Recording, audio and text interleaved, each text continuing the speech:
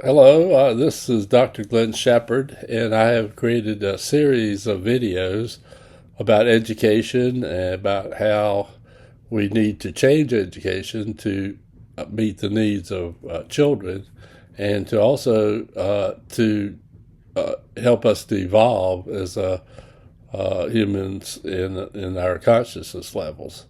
And so I hope you watch my videos and please subscribe, make comments if you would. I would greatly appreciate that. Now, what we're looking at now is constructivism's theory about how we learn. Okay, so it's very important to know how we learn in order to create a learning environment that's best for ourselves, our children. And concern that I have is that we're created a learning environment in which children don't learn very well.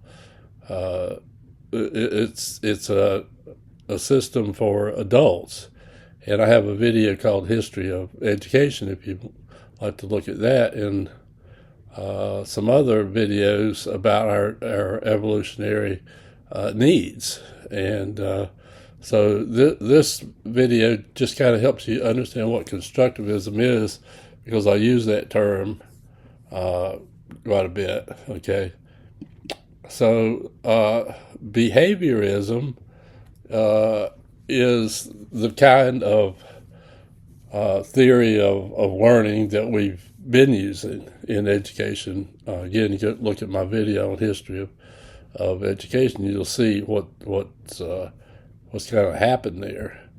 And in behaviorism, children learn through classical and operative conditioning.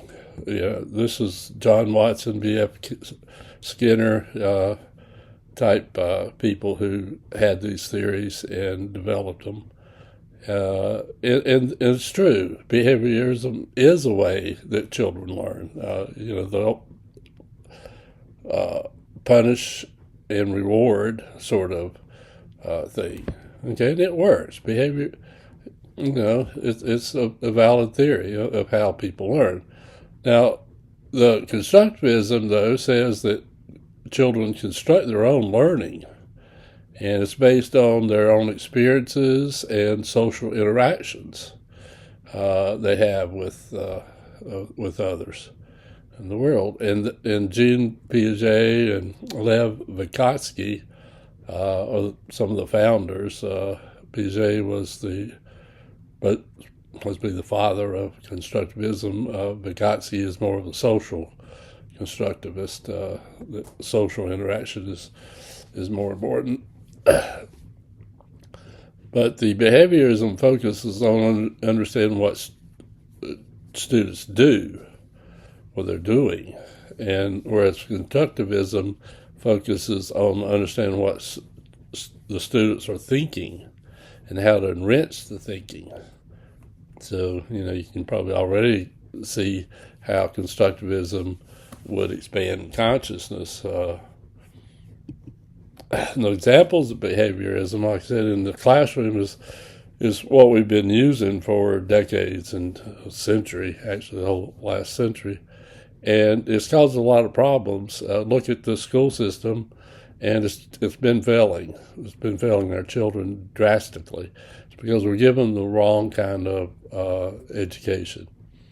We're using the wrong learning theory. Okay, we're using the direct instruction. We have a teacher just lecturing for long periods of time. Children don't learn that way.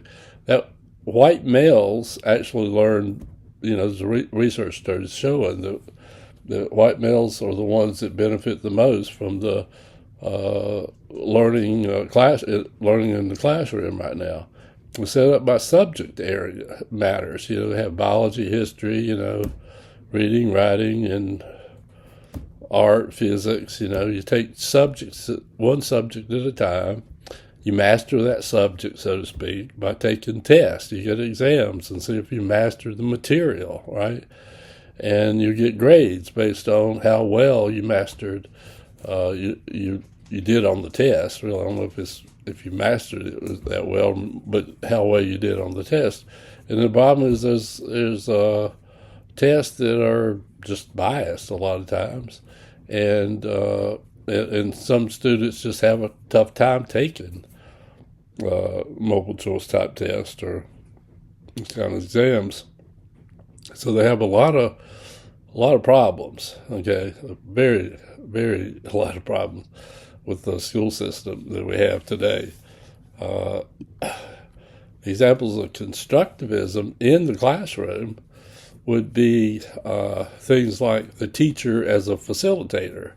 The teacher, instead of doing the direct instructions, goes around from student to student, perhaps, and helps with them working on their assignments. And students are working in groups, and they're working in cooperative groups that, instead of the competitive system of the schools that we have now. And they do a wide variety of things. They get involved with many projects, okay? And this is like inquiry-based learning, this sort of learning where students have choices. Teachers give them choices, okay? And when they work together, then they can learn more, and it's more valuable to them, okay? Because you only learn higher level thinking skills when you use your brain to think higher, reflective, critical. If you want them to create things, evaluate, design, this is part of a creative process. And, they brainstorm and they, figure things out. Okay, so this is a very different approach. The other benefits of constructivism is that learning becomes fun, it becomes interesting, it becomes exciting. I've worked at a friend school, middle school, in which students actually liked to go to school. They enjoyed it. And the other problem is our grades. Grades are a problem for students. It stresses them out. Well, constructivism, you could have grades with the constructive learning theory, but you don't need them. I would advocate going all the way. We don't need grades for children. We just don't need them. They're not necessary. They haven't done a thing except create stress. We don't need to grade levels. You don't need to go to grade 1, then grade 2, and then pass the test to get to the next grade.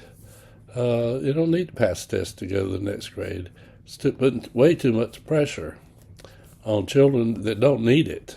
Okay, this is what we're doing to our children. We're putting stress on them. Look at our society and all the stress that adults have now. It's because they've been through a school system that's put them through a competitive, grade-based system and subject matter system that they don't need. That's not the way children learn. Children learn on an interdisciplinary basis. They put all the disciplines together. They don't sit around and think. They like solve a problem. They work together on different disciplines in order to understand that problem because it's so complex.